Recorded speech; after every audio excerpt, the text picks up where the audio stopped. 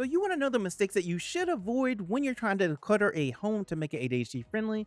Number one, don't put things into the I am going to come back and get it later category. Because a lot of times that just will not happen, especially if you have ADHD and you see that thing there, you know you need to declutter it, you know you need to put it back in its rightful place, and you just don't because you think, I'm going to come back. But you really don't. What happens is you get distracted by something else or get involved in something else, and then you just forget about that thing until you see it again, and then it might end up in the same category. And that's something that should never happen because of the fact that it always ends up clutter when you are in either situation. So the way to solve this is with clutter drop zones. And this is really good because what you do is you choose areas around your house or apartment or home, wherever, where you just have a place that you can drop clutter. You just have a basket or box there or whatever. And then when you find something that you think is clutter that you want to throw away or whatever, don't think about, hey, I'm going to come back and get this later. Take it, pick it up, put it into one of your clutter drop zones. You can have them all over the house in different rooms, wherever, just someplace convenient. But you want to put it in some place that's not on the floor or in the wrong place in your house or home.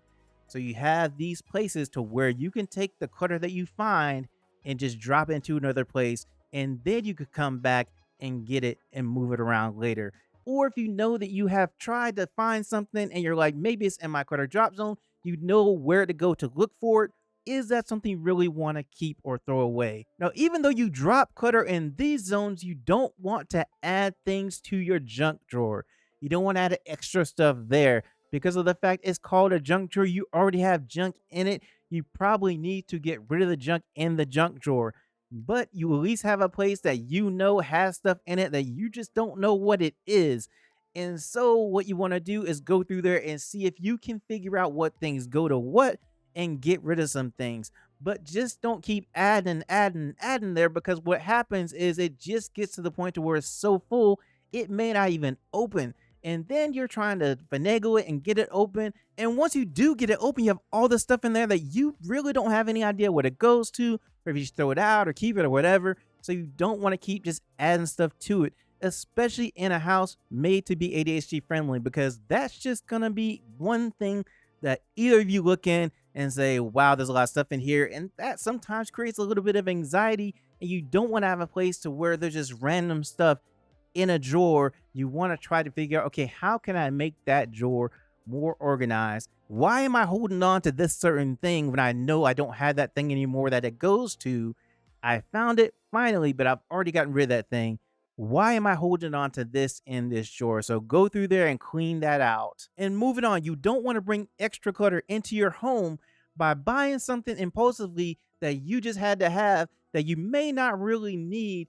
And now you bought it and it's in your home, and now you have an extra item in your home when you really need to get rid of things already. And now you're trying to figure out, okay, where am I going to place this thing? You may not even have a place to put that thing that you bought so you can keep it in your home. So now you have one extra thing that you got to think about when you actually go to declutter. Do I want to keep the thing or send it back that I bought impulsively? Or do I want to keep that thing and get rid of something I already have? So if you do just decide not to do that and you just keep buying stuff, and then eventually you just have a lot more stuff that just becomes clutter because you didn't need it, didn't want it, decided that you wanted it for a little bit and then decide you really want to send it back, but it's past the time to actually return it. And then what happens is that you have just created a continuous stream of stuff that's coming into your house that probably is going to end up being clutter. And so now your house or apartment or home, whatever, is going to be more cluttered than before. So do not be really impulsive and just buy things before really thinking about, do you need it? And so if you're continuously buying things, you're just going to have more clutter. And also you might end up having duplicates of items that you have and that you just bought, and you don't want to have a lot of duplicates in your home when you're trying to make it ADHD friendly. Because all it does is you're looking for something and you realize that you have 4 of something and you don't really need 4, or you realize you have 10 of something and you don't really need 10. And so now you just have all these items you're not using. I've got to go through 9 other pans to figure out, is this the one that I actually need? Or I just get lucky and find the one that doesn't work at this time. So you don't want to have an excess amount of duplicates. Or another situation is you have duplicates of things and they're just in boxes, and you have to figure out where you're going to put these boxes. So you put them all over your house, apartment, because you just have so many that you don't really need one at the time. So you just put it somewhere else, and then you kind of forget about it, or it takes up so much space. All this stuff takes up space. So you want to figure out, okay, how many do I actually need? And can I sell these or get rid of them or give them to someone else or donate them or whatever? And now moving on, do not get overly sentimental about things. You may have had it for a long time, but it's way past this time. It's broken or it just has rips in it or whatever. Don't get to the point to where you're like, I don't want to get rid of it just because. You want to look at it and say, okay, it is time to get rid of that broken thing and throw it out or give it away or whatever. You just don't want to keep it in your house or apartment because of the fact that it just becomes clutter. And remember, everything takes up space. So the less things you have in your house or apartment, the easier it is for it to not be cluttered.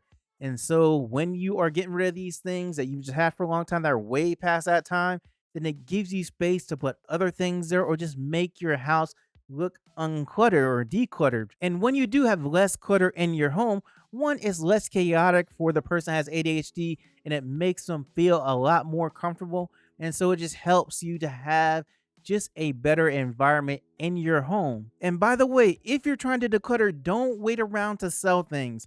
Selling something is a long, complicated process. If you're just trying to have a garage sale, you got to put everything in inventory. You got to figure out what the prices are. You got to then find someone to actually buy the things. You got to waste the time sitting in front of your house or apartment or putting things on a website to sell them. And then you got to finally, get that thing and send it to the person or whatever, right? It's a long process to do that.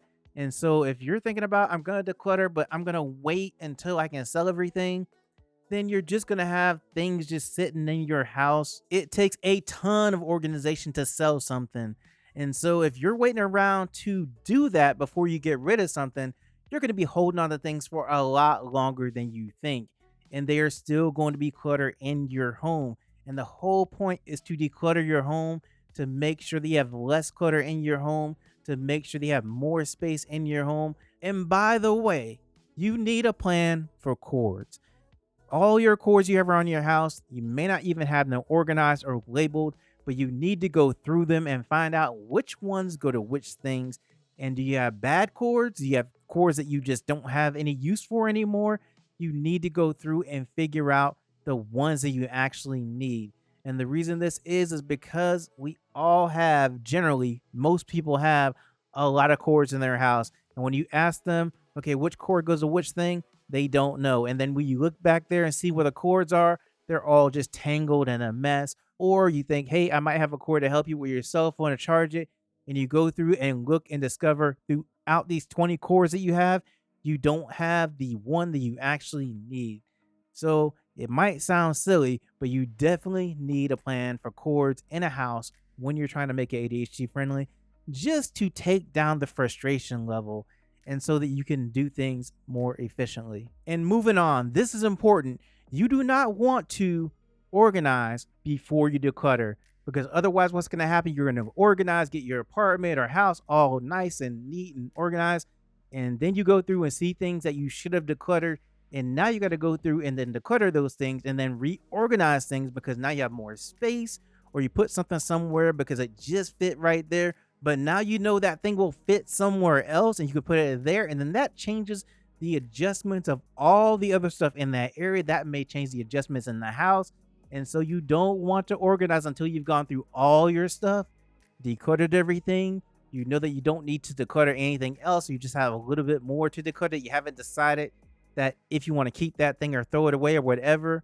Then you go into organizing your place and figuring out, okay, now I can put things in the right place and get it organized and make it even more neat. So do not organize before you declutter.